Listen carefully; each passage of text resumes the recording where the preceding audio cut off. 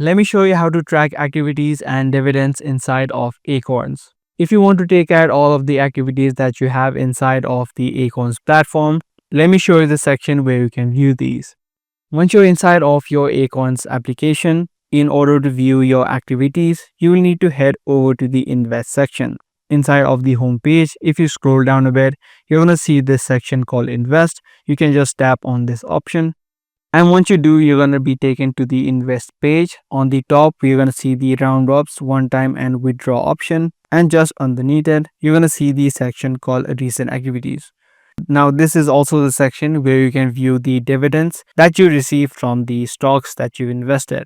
So if you have received some dividends from particular stocks, ETFs, you can take a look at it in the dividend section. You can also tap on the view all option to take a look at all of the activities that you have inside.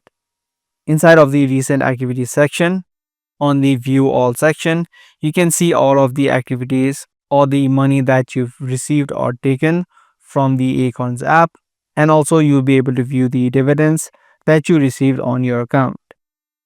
So this is the section where you can track all of your activities along with the dividends that you received.